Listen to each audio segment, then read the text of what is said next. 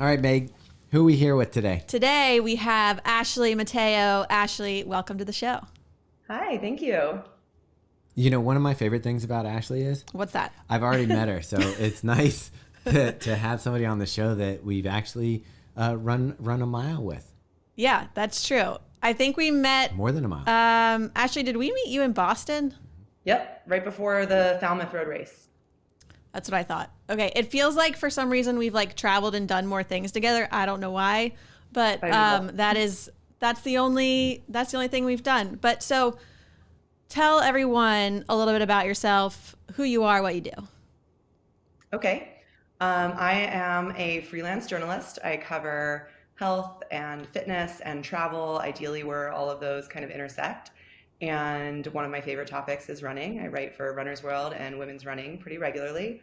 I'm also a certified running coach. So that's a whole other side of my life that I'm starting to explore, but that's sort of me in a nutshell. And you're also an Iron Woman. I am. That was a thing that I did. I don't know if I'll do it again. The swim was very traumatic, but yeah, that was what started the whole running journey. So I never thought I would like running the most. Swimming was so terrifying. I would try. So I did one, and then Meg saw what I did, and she was like, "I'm going to do it," and of course, did it better than I ever did it. But you guys just did one recently. Yeah, the swim is so scary, and I thought maybe the second time it wouldn't be as scary. It was maybe 5% less scary, but it was still really scary. It's something about not being able to breathe in an instinctual way. I did not like that at all. Yeah. People kicking you, your face is down in water, you can't see the bottom. Yeah. I did most of mine, probably 80% of mine backstroke, because I was just like, I need to be able to see and I need to be able to breathe. So how are we going to get this done? Turn over. See, the first one I did, I tried every stroke. I did, if you name a stroke, I probably even made up some. But the second one, that's where I was proud of myself, is that I was able to put it together enough to swim like pretty much the one stroke. Nice. What is it? Freestyle or something? Yeah. I don't know. Yeah. Okay, so you are a freelance writer. If anyone follows you on Instagram, they know it looks like your life is very fun and you're traveling the world all the time. So tell me, growing up as a child, were you like this crazy, adventurous, all over the place person? Not really. I mean, my family definitely traveled. My dad is very outdoorsy. My mom too, but I think my dad definitely led the charge there. He is an environmental scientist, and so he was a big camper, cyclist. He rode his bike across the country when he was 25, I think. So I think some of that sense of adventure comes from him, but I didn't really get into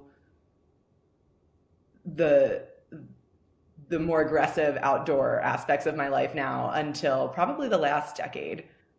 And that's part of what led me to move out to Denver, because living in Manhattan didn't really encourage that kind of lifestyle. It was very hard to find people who wanted to participate in that. So the more I got into adventure, fitness, travel, the more I wanted to leave New York. And so here we are in Denver. Oh, I feel bad for New York to lose you, but I get it. Where did you grow up? I grew up in New Jersey, so outside of Philadelphia. Okay. So I've heard that somebody from New Jersey never leaves you. Oh, no. And I am allowed to hate on New Jersey, but nobody else can hate on New Jersey. And Bruce Springsteen is still the be-all, end-all, even though I don't live there anymore. All right.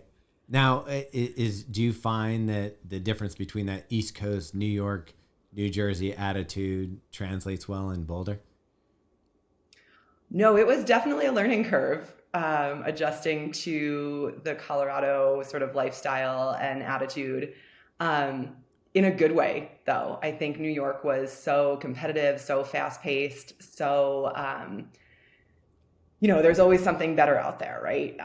It encourages that sort of mentality. And being in Colorado is much more relaxed, enjoy what you do. You're not defined by your job. You're more defined by what activities you participate in. And people are a lot more genuine out here, I think, and it's much easier to connect to people based on interests. You know, are you a climber? Are you a cyclist, a mountain biker, a runner? You know, it's so easy to find those communities here, which is not the case in New York. At least for me, it wasn't. So it sounds like, if I'm understanding this correctly, writing came first and then came sort of this like running and love of these outdoor adventures. Is that how it worked? Or did you grow up loving running and sports and all that kind of thing? Oh, no. I hated running growing up. I mean, you couldn't have paid me to run a mile, you know, other than gym class. I was a gymnast growing up. So I did that for 17 years. And that was all, you know, power sprint kind of activity, no endurance. I mean, the most endurance you needed was 90 seconds for a floor routine. I actually went into journalism because I wanted to do music journalism, Rolling Stone, MTV. You know, I interned at those places. And then just the way the job market was, I started out in entertainment and at Self magazine. So, you know, a health magazine that included celebrities, and that was sort of a weird combination for me at the time. But I realized that I liked the health side of things. I think it was kind of a slow realization. It took me a couple years to realize that that was the part of the job that I actually really did like. And so I eventually made my way back to health and fitness at Shape magazine a couple years later. And that was when I really got into actually living the fitness lifestyle, not just writing about it. See, I think that's the difference though. Like people come to running in different ways. And I do feel like some of us need to mature into running. It's like it becomes something that we find out as an adult is something that we enjoy. I really think you have the two runners. You have the ones that are high school, they did cross country, they went all the way through, and you know, they get to this level and they're like, oh, I'll just keep running. And then there's us who I think are probably almost more enthusiastic about running because we find it later. We're like, oh, this is amazing. I want to, it's like a born again, like trying to proselytize to everybody, hey, you gotta try this running thing. Yeah, no, I totally agree with that. It was something that I definitely had to come to in my own time. I mean, I had no interest in it as a way of fitness or, you know, sport. I was actually thinking about this last night. I did not come to running as a fan of the sport. I did not, even in the beginning of my career, I didn't really follow the athletes or the competitions or anything like that. I was interested in it as a learning experience focused on myself. You know, as I ran further and as I got faster, I wanted to learn more about my body and how to fuel my body and how to train correctly and all that. And it wasn't until I started doing more of that that I also got into the sports side of it and started talking to athletes, meeting athletes through my job, and then following them and following the competitions. And then I think I became a fan of the sport outside of just how it affected my life, if that makes sense. It does. I'm wondering, how long ago did the running journey start? Because I think that there's something in here that kind of parallels to maybe becoming a fan of the sport. But when you started running, how long ago was that? So I did the Ironman in 2015. So that was the first time I ever trained to run anything. And when I finished that, I think that was November 2015. And then I committed to doing the Boston Marathon through work. So I did not earn my spot there for my first one. But I said if I was ever going to do a marathon, it would be the Boston Marathon, because I grew up, well, not grew up, but in college, I celebrated Marathon Monday, you know, every year. And that was such a special moment for me and my friends that if I was ever going to do a marathon, which I thought was insane, it would be that one. And then here we are. That's a pretty awesome. 9 marathons later. Trying to earn my spot back to Boston. Here's the crazy thing though. Like, this is why I think when I got into running, and I think I felt similar to you, it was like it opened a door to like a selfish experience of like learning about myself, learning about overcoming adversity and trying harder and pushing yourself and working towards stuff. But then the Instagram and stuff came along, and all of a sudden we had access to Kara Goucher or access to Emma Coburn, some of the ones that, were really gravitated towards the platform early and were on Twitter and stuff like that. So all of a sudden, I almost feel like I became a fan of the sport through more of the women that started doing stuff online, and like I could see their training and follow what they were doing, and you kind of got to know their personalities, and then you got to see them race if you got to see the Olympic trials or something like that. And I think that like you're saying, that you came into being a fan of the sport after you became a runner. I would say that the same is true for me, and then Instagram really ratcheted that up. Mm-hmm. I would totally agree with that. And I think especially this newer class of athletes that is so transparent about their running life. I think it's probably Molly Seidel that really made me a fan of following the athletes individually, because she's just like no BS. She loves to have fun. She's super honest about her training and how it overlaps with her life in a way that seems like something I could emulate, as opposed to some of the more serious older runners that come across to me as so dedicated to their sport. Everything revolves around performance, and I'm just not that person. Like, I like to, drink beers and eat pizza and look at have puppies. fun with it. And so, yeah, like to see an athlete that talks about that very openly. And I'm not saying there aren't other athletes that are like that too, but I think when I saw her performance in that first marathon, I was like, oh, wow. Like, that's kind of how I live my life. Maybe I could be even a fraction as fast as her. I want to follow her journey. So it is pretty amazing that an Olympian can feel relatable, like in any way.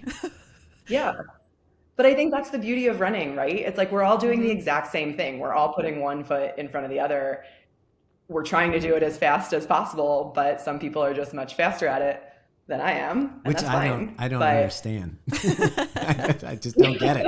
I know, it's like, how does that work? I'm trying here.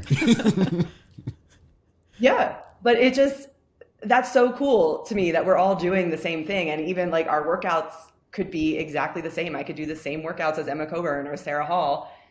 I'm not going to run as fast as them in those workouts, but it translates directly from the professionals to the fans of the sport. And it kind of equals out the playing field a little bit to make it more relatable than, watching your favorite basketball player or your favorite, I don't know, for me, my favorite gymnast. Like, I'm never going to be anywhere close to Simone Biles, but, I can do the same things that Molly is doing in her training. Well, it always comes back to that when we talk about like start lines. Like, we're at Falmouth. Molly's at Falmouth. We're running the same course. We're doing the same miles. When we finish, we're drinking the same beers. There's no other sport where you go, okay, I would love to hang out with, Tom Brady. Let me just get on the football field and toss the ball around with him. It's you can't do that in our sport. Yeah. Like, Falmouth was a great experience, just seeing the shakeout run and seeing the who's who of the running world just doing their shakeout. And then you're like, holy crap, I'm here too. Yeah. I looked over at one point during that race and I was getting passed by Joan Benoit Samuelson. And I was like, oh, okay. Did not get passed by Molly, but got passed by another Olympian. So that's pretty cool that you can have that experience. And you're on the same exact road, same course. Yeah. Bill Rogers was there. It was like generations of running. Yeah. So, yeah. Yeah. I want to go back real quick to a little bit more about your professional career, because you just threw out some like huge names like Rolling Stone magazine. Like, how do you just stumble upon these really large companies and you're writing for them? Like, how did that all come to be?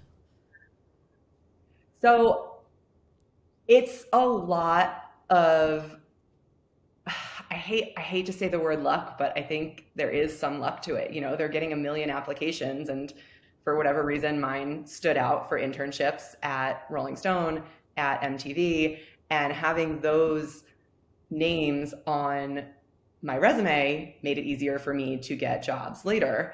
And this industry is so much about who you know. there are jobs on, online job boards and whatnot, but it all happens, by word of mouth and recommendations. So it's all about networking and meeting the right people. And the fact that I had, to back up a second, luck does not negate hard work. You have to be good at your job. And I think that I am good at my job, and I worked really hard to get those internships and then to get those jobs. And now I think having those names on my resume and having done over a decade of magazine journalism in New York, that's what made it easy for me to transfer all of that to a freelance career and not live in Manhattan, where most of those publishing houses are. I know the right people at this point. I know how to reach out to people I've worked with in the past to find the connections to new editors. And so I think it's a combination of luck, the right timing, the right people, and a lot of hustle. It's so much hustle. I mean, I can't tell you how many pitch ideas I send that either get ignored or rejected, and I have a good resume, so. That was going to be my question, is like, do you pitch the stories? Because then you get to go on the trips you want to, or do people come to you and say, hey, we're sending you to Bangladesh? Haven't gone there yet, but it's a little bit of both. Some months are more of me pitching. Some months are more assignments. I like when it's about a 50-50 because, when somebody's asking you to do things, it's a little less stress of having to get your ideas approved by somebody. But when it comes down to it, pitching is how you can write the ideas that you want to write about. So I kind of like that mix and think that's the best scenario, but every month can be different. How does that work? So say that somebody comes to you and says, all right, we want an article, we're going to do this. Is that the extent of the pitch basically to you, is like, I've got to go here and I've got to think about how I'm going to write this article that's compelling to get people to take an action? Like, what is your thought process when you get an assignment? So it sort of depends. I don't get a lot of assignments that are like, we want you to go here. In that case, it will usually be like, ASICS invites me to do the Tokyo Marathon. So then it's on me to go to publications and say, hey, I have this opportunity to do the Tokyo Marathon. Here's how I'm going to approach my training. Here are stories that I think could come out of that. For example, when I did the Chicago Marathon with Nike, I wore their Alpha Flies, and that was the first marathon I had done in those. And so Megan and I talked about this, wearing super shoes for your long runs. And then that became a story related to PRing in the Chicago Marathon. So a lot of times destination stories are a little longer lead and don't necessarily come with an idea right off the bat. It's especially if it's running related.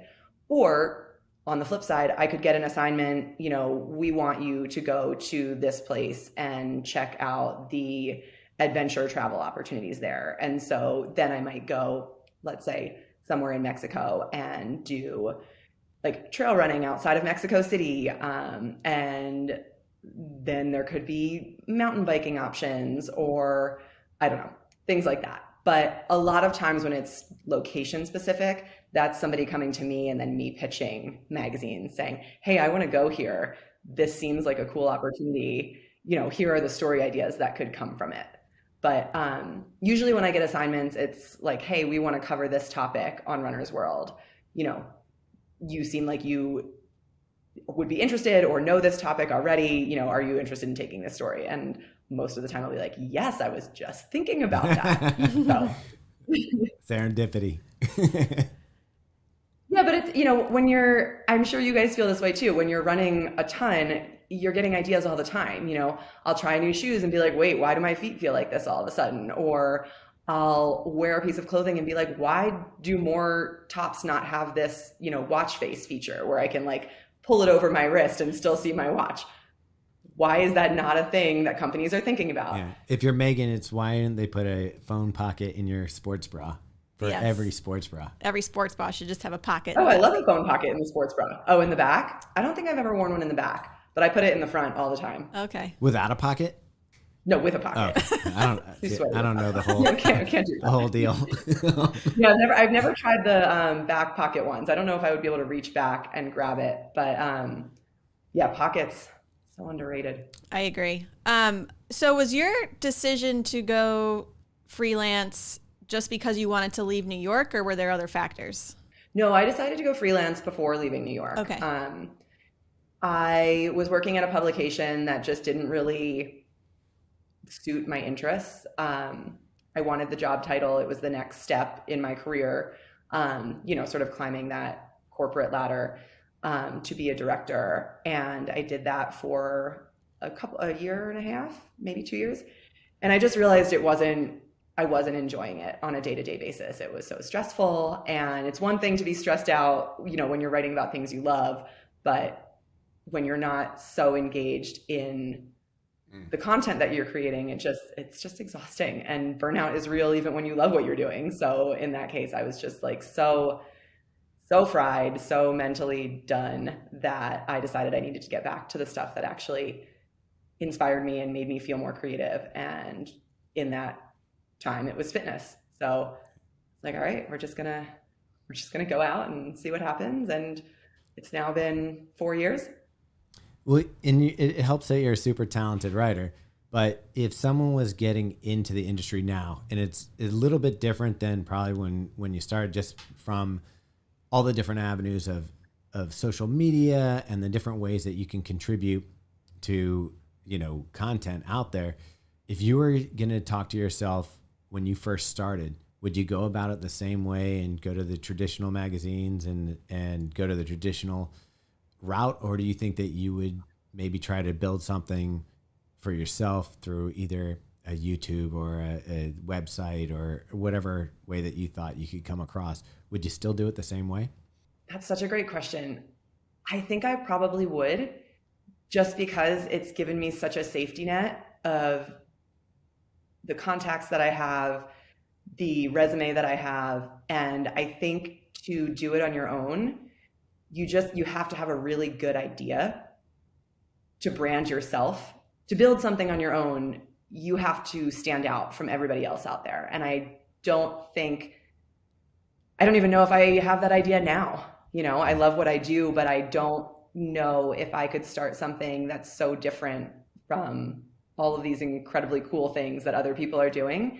So I think if that's the route you want to go, you really have to be able to go all in on building something from the ground up, standing out, becoming an expert, becoming the face of it.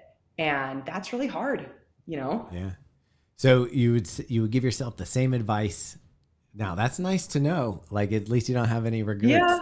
Yeah. Yeah. I mean, it worked out for me. I wish I had that idea. I wish I had that $1 million idea that could have launched something really smart. And maybe it's still in there. I don't know yet. I have ideas, but I haven't really built them yet, because it is so hard. It's a risk. And when you are working for yourself, I have a mortgage to pay. Yeah. Starting from ground zero. You can't just wing it for a year. When you look at, you've got two sides of what I would say are passions for you. Obviously, you've got the fitness side. So I'm going to ask you, like, an athlete that you look up to that you admire. I think you already mentioned one. It might be the same one. Yeah. And then on the professional side, on the writing side, is there somebody that you are like, that's my Olympian that I've tried to strive to be like? So if you could start with an athlete and then give me a writer or journalist. Oh man, that is really hard. Definitely Molly for running. I just think the way that she balances lifestyle and sport is so inspiring, and also mental health. She's been so open about that. And I think now more than ever, that's such an important aspect of a role model. As for writing, that's really hard. I've never thought about that. Oh, wow. I mean, there are a lot of journalists that I really admire. I think somebody who is really great in the running world specifically is Erin Strout, who was formerly the staff writer at Women's Running. She's now a freelancer. She is just so dialed into the community. She's connected to all the athletes. She always has these great stories to tell, and she just knows her shit. Otherwise, I've just been reading a lot. I've been reading a lot of books about the sport. I just finished Endure by Alex Hutchinson. I love Matt Fitzgerald's books. I'm trying to think what other ones have been really inspiring. Even outside the industry, like people that we should be paying attention to in the journalism world that you feel are exemplary. Okay, so here's a confession. I don't think that I care as much about the journalism side. Okay, don't but like I'm trying to think how to word this. When I was in New York, there were a lot of people that were so embedded in the media aspect of the industry, who works where and who's doing what. And I think what I realized in leaving New York is that the media industry is how I get to do what I love. But what I love is running and writing about running and fitness and health. So there are so many talented journalists out there, but I think I have kind of pivoted to paying more attention to the running side of things than the writing side of things. Like I constantly am pushing myself to be a better writer, but I'm doing that by learning more about the sport. And that's why I went to get my certifications as a run coach, because I wanted to be more knowledgeable in my own writing. That's why I've tried to follow the sport more, become more of a fan of it, because it just feeds that love of it. And I don't know if I feel that same passion for the journalism industry. Okay. I see that as someone who like, I'm going to equate it to a painter or an artist. You have portrait artists, you have landscape artists, you happen to focus on portraits, and it's the way you express yourself, but it's not like you're like looking to other artists. It's just you really dig capturing people's images. It's a running that fuels your passion. Now, I always find that people go into running, and eventually if you start running, someone says, are you going to run a marathon? I would assume that since you're a journalist and you like to write, that the marathon equivalent in writing would be a book. Like, are you going to write a book? And I'm guessing that you've asked yourself that question, or people have asked you that question. And is that something that you're interested in pursuing? Oh yeah, I've got a proposal in the works. It kind of got put on the back burner last year just because of the pandemic and, existing as a creative person these past 2 years has been really hard. Making a living off of something creative was really tough for me during the pandemic. And so it kind of deteriorated into this, like, just do what you need to do to get by, do your job and do what you love. And I think trying to force myself to be productive enough to write a book at the same time was just like, my brain could not handle it. So the new year, we are revisiting it, and hopefully I can make that happen, because that would be awesome. But I don't think it's in the same way as a runner. You don't have to run a marathon to be, a real runner. I don't think you need to write a book. I don't think that's necessarily the next step in journalism. I think you can be an incredible writer who just focuses on articles. I mean, everywhere I write for is a nationally published magazine or newspaper. So, I'm still reaching so many different people. It would be incredible to do that through a book, but I don't think that necessarily determines my standing as a journalist. Like, oh, is she good enough to write a book?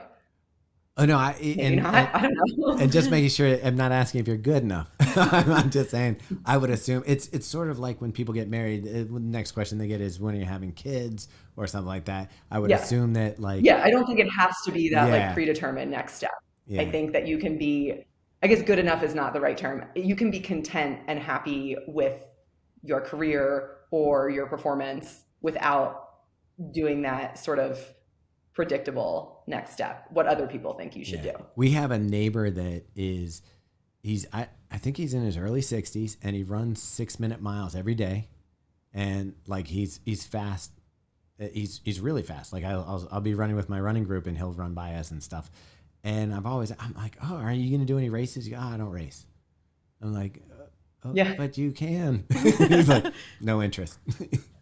We're so conditioned to do that to people. I mean, there's a guy here that I run with occasionally. And when I say run with, I mean in the same group, because he's probably 2 minutes per mile faster than me on an easy day. He won a local marathon, his first marathon ever. He barely fueled, he does not train the way that I would train for a marathon, and he just crushed it. And of course, all of us immediately were like, oh, well, if you did this, think about how fast you would be. And if you did this, you should do this for the next race. And he was like, nah, I'm good. Like, that was fun. I'll probably do another one, but like, I don't think I need to, hire a nutritionist or hire a coach. He was perfectly content. For us people who aren't winning marathons, and you can't, Meg wins them, so don't listen to her. But for those of us who are not, we never understand the people that are natural, like the guy who steps up or the woman that steps up for her first marathon, just kind of wants to try it, and they run an incredible Boston qualifying time or something, sub 3 hours, and you're like, you've got it. You should, whatever you're doing, share that with me, or at least take your talent to the next level. No, that's cool. That was fun. I think it comes from how you approach it, right? Like, you alluded to this before, and I felt the same way. I mean, to me, running is an opportunity to constantly challenge myself and constantly see what my limits are. Not everybody feels that way. Yeah. Some people just do it because they love the social aspect of it, or because it's a way to go, to race in different places. And that's all they need from it. And that's awesome. I'm not that person. I constantly want to see that time go down. Yeah. But I think that's really cool that some people can approach it from that, kind of judgment-free zone and just do it in this more pure way, maybe. One thing that we have in common is that we're usually traveling and there's some sort of running involved, whether it's getting to know the city we're running around or running an event that we're going to. What has been like the coolest place you've traveled to that you got to run around in and you would go back and do again? Ooh, for a race or just running? Anywhere. Yeah. Like top recommended space if you want to have fun and you like to run. One of my favorite running memories while traveling was, I can't even remember what race I was training for, maybe London, but I decided to do a month in Bali because why not? I'm freelance. Nobody cares where I am as long as I meet my deadlines. And so I went to Bali for a month and knew I had to get in an 18-mile run. And so I was asking around, does anybody know any run clubs here, or, any kind of group? And somebody suggested that I look up the Bali Hash group, which runs, kind of through the rice fields there, the rice terraces, and starts and ends at this temple. And, hash runs are very beer centric. So it seems like a cool way to get my miles in and have a social experience, while living by myself in another country. And it was so fun. I mean, such an eclectic mix of people. I tried to run to the temple, which I think was like 9 miles away from where I was staying, and ended up having to call an Uber 5K in because it was just like 95 degrees and 100% humidity. And I was like, I'm never going to make it there on my own. Yeah. So I didn't get the 18 miles in, but once I got there, we did a 10K and then, had this very cool hangout experience. And there were people from France and Austria and from Bali and just all over the world. And it was so fun to see how running brought this very random group together, literally in the middle of nowhere in Bali. Wow. And you mentioned you were there by yourself. Mm-hmm. So when you're traveling most of the time, I'm assuming you're just by yourself. Are you just a totally independent person, like confident going into a social situation and just making friends? And yeah, I can't go to a bar by myself. Yeah, it sounds terrifying to me, which is why it is not my comfort zone, actually. Oh, but I think I reached a point in my life where I was like, I don't want to wait for people to travel to some of these places. So I much prefer to travel with somebody for certain things. If we end up going to Japan for the marathon, I would rather have somebody with me, to continue traveling after the race outside of Tokyo, because it's such a cool, different country that I want to share those experiences with somebody. Whereas I had already been to Bali and I knew that I felt safe there. And especially as a woman traveling alone, I didn't want to go spend a month somewhere that I wasn't confident in. So the fact that I had already been there made it feel like I would be comfortable. I could also get work done because I didn't have to, check every single thing off my bucket list. I had done some things there already. So that was a nice place to kind of set up camp as a solo traveler. But I don't know, I have no problem traveling alone.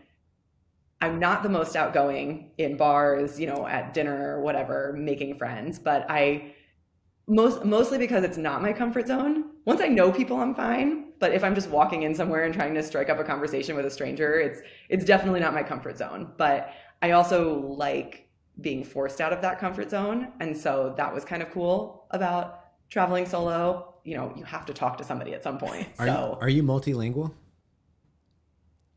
I can speak very poor Spanish. Okay. I minored in it in college, but so if you drop me in the middle of a Spanish-speaking country, I would survive. But I'm very bad at conjugating verbs, so it would mostly be in the present tense. A lot of choppiness. I was just wondering because when you said the hash run, you said there's so many different nationalities. I'm guessing now, hearing that answer, that a lot of them knew English. Oh yeah, I mean, when you travel to places like that, it's just mind-blowing to see how much better other people are at communicating with people from different places. I mean, I think we're a little bit, what is the right way to say this? But Americans, ignorant. we learn Spanish. That's it, and then we're not really encouraged to use it very regularly. Yeah. And then I remember I went to Morocco, and my friend and I went to this desert camp in the Sahara, and our driver who brought us out there could speak 8 languages, including Japanese. He literally lives in the Sahara Desert. Wow. at a nomadic camp. And just from meeting people, he was able to pick up at least enough of these different languages to communicate with guests who would come. And I was just like, man, why don't we have a life that encourages that? That's just not very American. Yeah. And I think it's unfortunate because, other people it's just so cool to meet people that can speak 3-4 languages. Well, I think there is something geographic. I mean, we're on one side of the world, and a large percentage of this side of the world will speak English. I mean, we go down to South America, and obviously there's Portuguese and Spanish, but we're not in a situation like Europe where it's you can travel from England to France within a couple hours and need to know. And when we went that obviously makes it way easier. I just wish that Americans, especially younger Americans, were encouraged to travel more so that they could get those experiences. I minored in Spanish, but I studied abroad in Australia because that better served my career goals. I didn't want to work at a Spanish speaking newspaper because that would have been a lot harder. Whereas, I don't know, I think that people in Europe, people in Asia, they just travel so much more within those continents that it does make it a lot easier to pick up on at least conversational language. And it's unfortunate that Americans aren't encouraged to travel enough to do that. I mean, look at our vacation time. Where are you supposed to go with 2 weeks of vacation? That's the worst part. Like, I don't even want to go to Hawaii. That's too far. Right. But you were talking about, you've been to Asia, been, Morocco, you've been to Australia. Is there any place that's still on your bucket list, regardless of running there or not, just want to go visit and soak up the culture? Oh my God, everywhere. Literally everywhere. Right. I will go everywhere once. I feel like my top places, I would really like to go down to South America, to Patagonia, and just sort of the southern part of that whole continent. I love the Middle East. There are so many places in the Middle East I would like to go back to, but it's just not really feasible right now. Antarctica, that's a huge one. Oh, wow. There's a marathon there. Yeah, I don't even know if you get off the ship, though. I think they just pull the ship against the continent and you run on the deck of the ship. No, I'm pretty sure there's a travel segment of that trip too. The marathon itself is definitely on like a research island or something, so you're not getting the scenic Antarctica tour. I think if the weather's bad, you're doing it on the boat. I interviewed somebody for Shape magazine once who had done it, and she was from Boston, and I remember her saying that it was actually worse training in Boston than running that race. Oh, wow. Because it's, peak summer Antarctica. I think it's in March. I'd have to look back at the story, but she was training in like sub freezing temperatures. And then the day of the race, it was like 39 degrees there. Oh, wow. She was like, it was actually kind of great. Wow, That's awesome. I know Mike Wardian knows. It's ideal. You could check in with him. I said Mike Wardian knows. And I think Ryan Hall did the 7 continents too? Yeah, I think so. Yeah. Yeah. That would be a great article. It would just article. be so cool to, The 7 continent marathon tour. I would like to do that. I mean, I'm not going to do it in like 7 days, like some of those guys, which is insane. But I've got 3 continents so far. Well, with Tokyo, I think that'll make 3. Yeah, you should pitch the Mexico City marathon as well. That's at like 10,000 feet. Mm-hmm. That's hard. You're living in Boulder. 5,000 feet. I don't know. Yeah. I signed up for the Colorado Marathon in May, which starts, I think, around 8,000 feet and goes down to just under 5,000. So I'm hoping that doesn't have too much of an effect on me. I did a half marathon starting at 10,000 feet down to 8,000 feet, and it was surprisingly hard. I thought because it was a downhill half, I would just crush it. And it was, I did well. It was very fun, but those little bumps, any little hills I encountered were way harder than they would have been, at a lower elevation. For sure. Okay, so Bali is the best place to go run if someone can get there and do it. And do a hash run. But I would love to know, like, of all the stories and all the projects that you've done, is there like a highlight? Like, this was the most fun story I got to write or event I got to cover? Going to Falmouth with us. Besides Falmouth with us. Falmouth was a really fun race experience. That was one of the best race trips I've done, especially through work, not with my run friends or anything like that, just because it was very cool to see the community come together for that race. It was just, the vibes there were incredible. Otherwise, I think one of the stories I am most proud of is I did a cover story for the Wall Street Journal off-duty, weekend edition about the London Marathon. And that was about my quest to break 4 hours. And so I did all this weird recovery technology, sitting in a little spaceship pod where it changed the altitude and, to improve your VO2 max. And I worked with a trainer to do all this like other recovery tech. And I didn't have the assignment beforehand because my editor was like, well, you have to actually break 4. So you can't write this unless you achieve your goal, which I was like, oh God, like so much pressure now.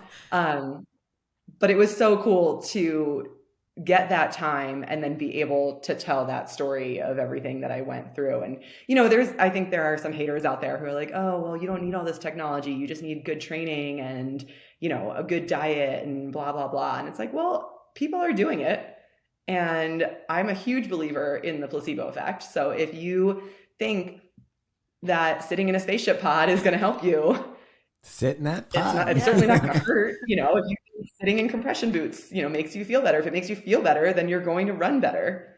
Whether it actually has a measurable scientific effect, it's a lot of running is in your head. And so, I don't know, I like trying all these things and seeing how they affect the way I feel about running. Yeah, when the Alpha Flies first came out, or not the Alpha Fly, the Vapor Next percent, or 4%, everybody was like, well, if you're not going to be winning the marathon, you don't need those shoes. It's like it's $250. It's ridiculous.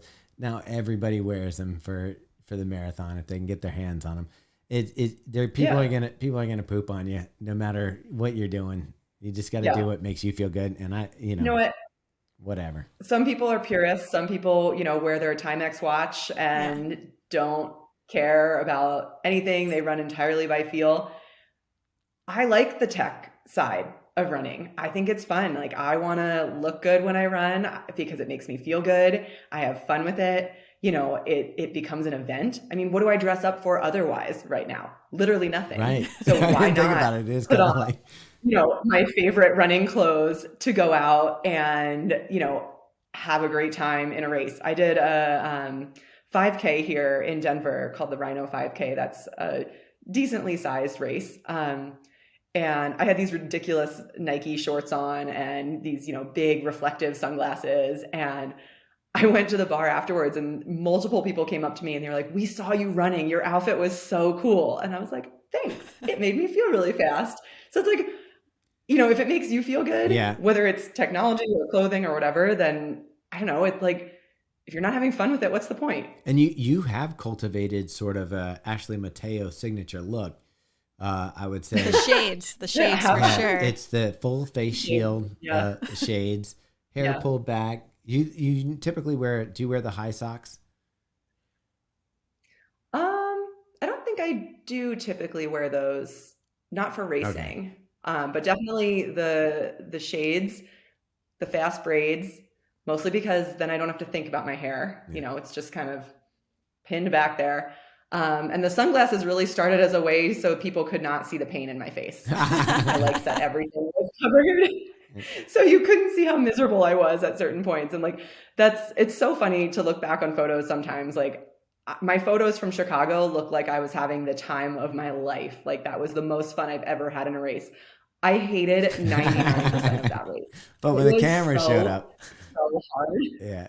It just was one of those races where it just felt interminable. Mm-hmm. I had a friend text me at mile 17 and be like, "You're crushing it." And I was like, "I'm walking.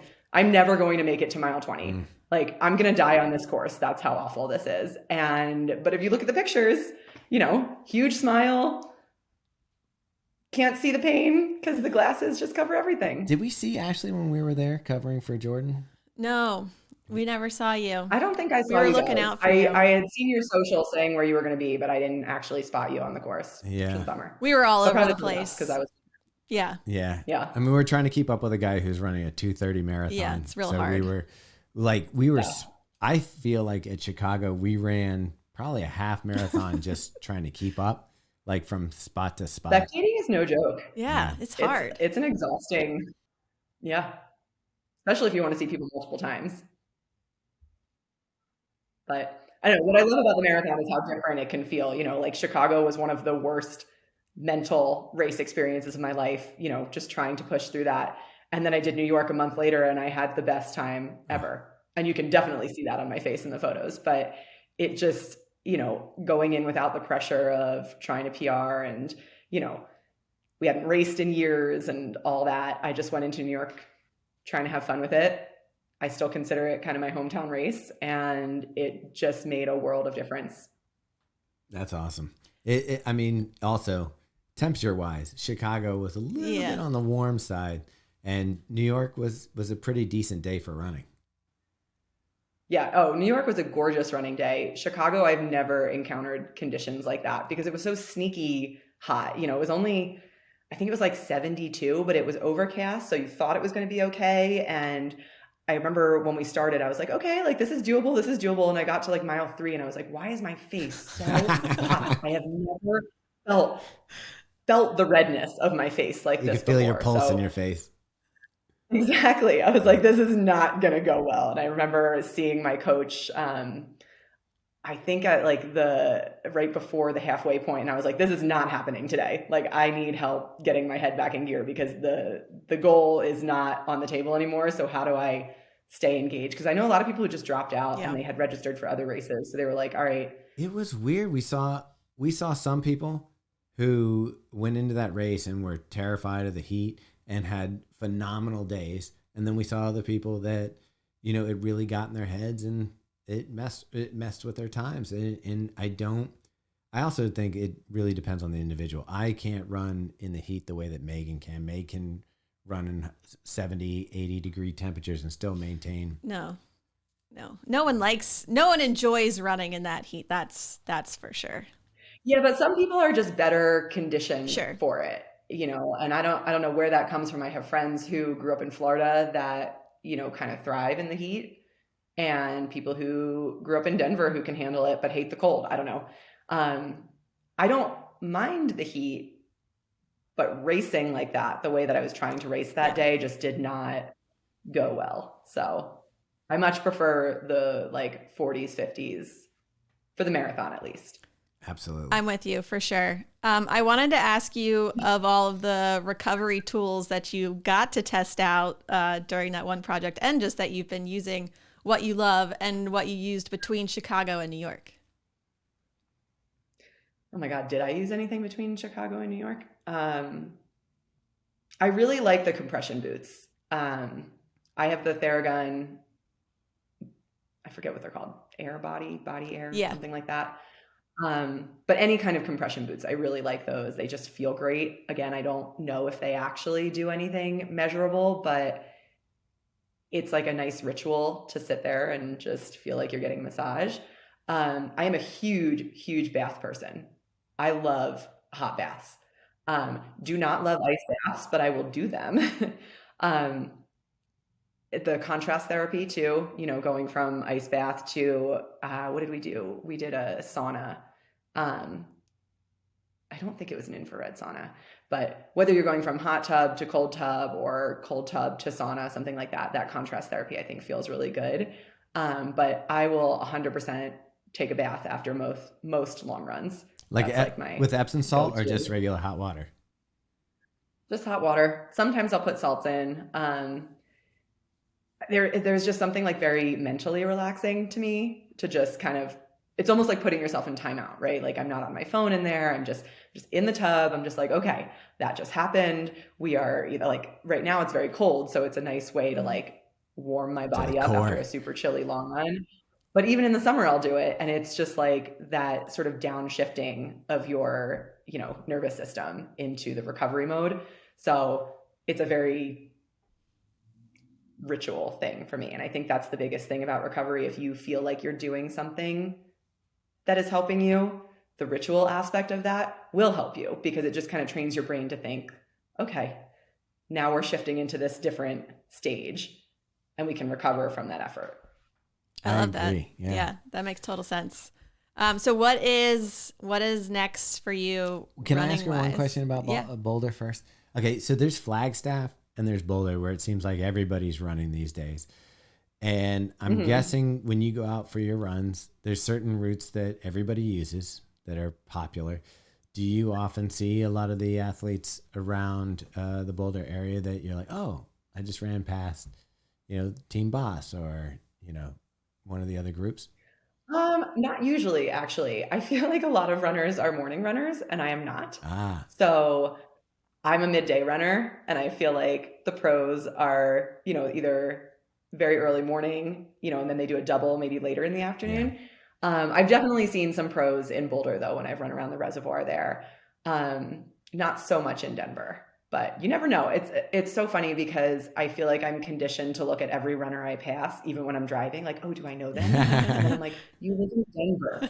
Everybody here runs. Like, no, you don't know them.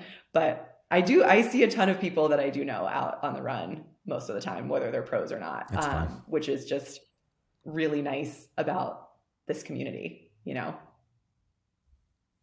So what is next for you goal-wise and running-wise? I'm still chasing that BQ. I think I'm trained for it. I just need a really good race day. Or maybe to not have run a marathon 30 days earlier. And attempt it back to back. I'm registered for Tokyo. We'll see. That's the next marathon. I think it would be awesome if you guys run together and you get to help, pace each other to a BQ for. I'm down. The way I'm looking at Tokyo right now is a no pressure race. Like I'm training for it. If things feel good that day, I'll go for it, especially if I had help. If not, I'm not going to stress about it because that will be my 6-star finisher for the majors, which will be great no matter what the time is. And then I'm registered for the Colorado Marathon in Fort Collins in May. So that is also a downhill race, which, give me a downhill over any incline any day. So that is at elevation, which will be tougher.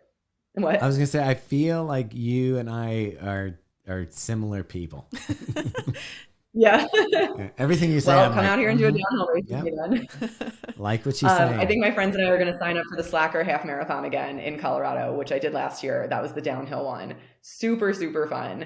Goes from the Loveland Ski Basin down into Georgetown. And so it's all downhill. And we just had a great time last year. So those are that's what I'm registered for. Oh, and I just registered for Boulder, which is happening for the first time since I moved to Colorado. It was the one thing that everyone said when I moved here, you have to do Boulder, you have to do Boulder. And then COVID just wiped it out. We haven't had it since I moved here in 2019. So I'm really excited to run that. That's a huge running community race here. And so I'm excited to see, everybody from Boulder, everybody from Denver who shows up for that. Cool.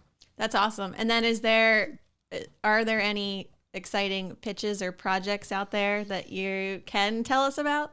Nothing super exciting yet that you will see in magazines. I'm working on that book proposal. Okay. Nice. I like it. It's coming. Awesome. Okay. We have a few end of podcast questions that we ask everyone. So are you ready for them? Okay. I hope so. Okay. Headphones or no headphones on a solo run? Oh, headphones, 100%. What's on the playlist? I would never run without headphones if I was by myself. I would never race without headphones. I curate my playlist very aggressively for races. So wait, you race with headphones? Oh, yeah. Yeah, I plan my music out very specifically. I always kick off a song with a song that's, tied to the location. So London Calling for London. Trying to think, there was a Fall Out Boy song, Chicago is So 2 years ago for Chicago, things like that. And then I try to time some of the songs to where I know I'll need motivation, either later in the race. I always end with Born to Run. Oh, nice. So because Jersey and the boss. Jersey. But when you're running with the headphones in a race, do you have it low enough so you can hear the crowd, or are you like, screw it, I just want to rock out and get to the finish line? Oh, no, I have it pretty loud, but I can also hear the crowd. I mean, in New York, I had my music on, the same volume I always have it, but, I was very engaged with the crowd. I could hear my friends when they yelled my name. So to me, running without music is just, I don't know, if I'm by myself, I get excited when I hear new songs to run to those songs. Yes. So that will make me look forward to my next workout because I'm like, yes. Who's your favorite artist, like a go-to artist? I don't know. Like if you want to make Megan happy, I feel like I don't actually have a go-to artist. I feel like it's more individual songs, and I'll find things. I find a lot of music on Instagram now, from Reels and whatnot. I'll Shazam things I hear in commercials that I'm like, oh, this is like very motivating and like very like pump up kind of song. I feel like my most motivating songs right now are a little bit like EDM-ish, but I am a big lyrics person. Anything that has motivating lyrics is going to get me in the middle of a race. I'm like, yes, let's go. Like, you can do this. You do got this. So, all right. I love that. So I'm assuming most of your playlists are like pop and dance EDM style, like upbeat music. Yeah. Okay. Yeah. There's definitely some like pop punk rock and roll songs on there. But it's become more and more about the beat for me and the motivating lyrics. So it could be anything as long as it's going to get me psyched. And so no podcasts when you're out on like an easy run? No. Okay. I'm not a huge podcast person unless I'm driving. When I can like listen to the words. I don't like listening to things with words when I work because then I focus on those words instead of the words I'm supposed to be writing. And then all of a sudden you write a weird sentence. All of a sudden there's like a weird phrase like tucked into an article. But yeah, for running, it's about the beat. I mean, I can listen to the same songs over and over and over again. And like, there's no variety. I just put the playlist kind of on repeat if I need to. But yeah, it's finding that rhythm in a song that gets me. Okay. I like it. All right. What is your celebratory post-race meal or beverage, or both? My friends make fun of me because they can tell how bad my run is going by how early I start fantasizing about having a Pepsi at the end of a run.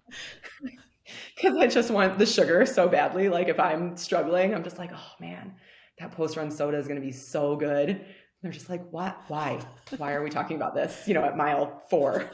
But yeah, pizza, a soda, and a beer is my like standard post-race Okay. You know, if I PR, it's a beer out of my shoe, but See, I would think coming from it's New only York. Wait, tell me you didn't two things. really do that. Drink out of your shoe? What, the shoey? Yeah. Of course I did. That you ran in? Oh yeah. Wait a second. Yeah. Most shoes have open mesh. How do you even pour beer into it? I mean, it was not pretty. Okay. I'm sure I ended up getting more of it on myself, but you know, it's a tradition with my friends here. And so Chicago was the first race I ran with my run club here, you know, because of COVID. So if that's the tradition, everybody did it. Of course I was going to do it. We actually had, so I went to CIM to cheer, and at the end, a girl had already changed out of her running shoes and was wearing, you know, like something random on her feet. And she was like, I don't have a shoe to do a shoey in. And I was like, here you go. Here's my Puma that I just ran 10 miles in. And she was like, yes, thank you. Oh, you got to do rough. it when you PR. Now, but you're from New York, and we all know, and people can say what they want, but I've been to different places, and New York does have the best pizza. So you're saying you have post-run pizza. Is it a letdown when you go to, say, you know, Boulder or Denver's pizza place after, you know, this run that you've just had, and you have a piece that is subpar? I'm not a really picky pizza person. Like, it's kind of hard to mess up pizza, in my opinion.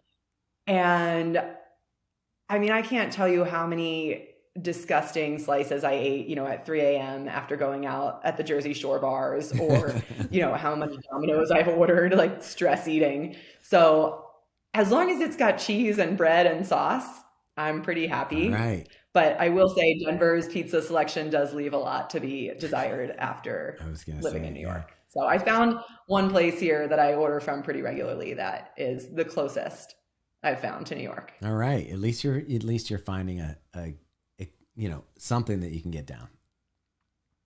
I've got my one spot. Yeah. Okay. Our final question for you is, if you were not a freelance writer, what would you be doing? Oh my God, I have no idea. What would I want to do? It sounds like maybe you're getting more into coaching. Yeah, I mean, I love my job. This is what I've always wanted to do, and it's sort of changed what it looks like over the years, you know, going from wanting to be a music journalist to health to more focusing on running specifically. But yeah, I don't think I would change that. But yeah, I am looking into coaching more. For now, I've just used my coaching certifications to inform my writing and just make sure that I'm, you know, presenting information correctly, and that the experts I'm talking to know what they're talking about, and, you know, that kind of thing. But I have coached a couple friends. I love it. I mean, I love running with somebody and seeing them hit their goal. And I would love to do more of that, whether it's running with them in person or just coaching virtually. I think I love this sport so much that anytime I can help somebody else learn to love it, or if they already love it, you know, get faster, do something they're proud of. I don't know. I just think that would be really fulfilling and fun. So hopefully more of that this year. I'm going to give her one last question. Okay. And we may cut this out depending on your answer. But if you had to pick one shoe to race in, or one shoe to wear all the time for running. Oh my God. That's impossible. I go through phases with shoes. So I was obviously just wearing Nike a lot for Chicago. And I did love the Alpha Fly. Right now, I'm really liking, which ones am I going to most? So I love the Asics Metaspeed. Super excited to race a marathon in that. I just find that to be such a comfortable, versatile shoe that makes my feet feel great. But I've also really liked the New Balance Rebel. It's the Rebel V2, right? Yeah. Yeah, that one really surprised me. I had tested out the RC Elite. I thought I was going to maybe wear that for New York, but didn't get enough mileage in it, you know, in that month between the two races. But they also sent me the Rebel, and I was like, oh, I almost like this one better. And I'm somebody who does go very much towards the higher stack end of the spectrum, whereas the Rebel is just like a standard fast little shoe, and I found it to be so comfortable. It's a great shoe. What did you end up racing New York in? I raced in the Alpha Fly again. Okay. I didn't want to switch. I didn't have enough time to break something new in, and I was like, well, these got me a PR in Chicago. Let's see if I can do it again. And they worked again, although my toes have not recovered. So the toenails are still. That might not be the shoe. Something. I don't know. That could be, 2 back-to-back. I don't know what happened there, but yeah. Yeah. All right. Awesome. Ashley, thank you so much for coming on the show. It was great to sort of get to know you a little more and hear more about your life and running. And hopefully we get to hang out soon in Tokyo. Yeah. Thank you so much for having me. I'm hoping we can continue this in person. Yeah. And if it's not Tokyo, if it's not in Tokyo, I'm sure there's going to be other opportunities. We'll go back to Falmouth. Yeah. That was definitely fun. Planning on going back to Falmouth. That was so much fun. For sure.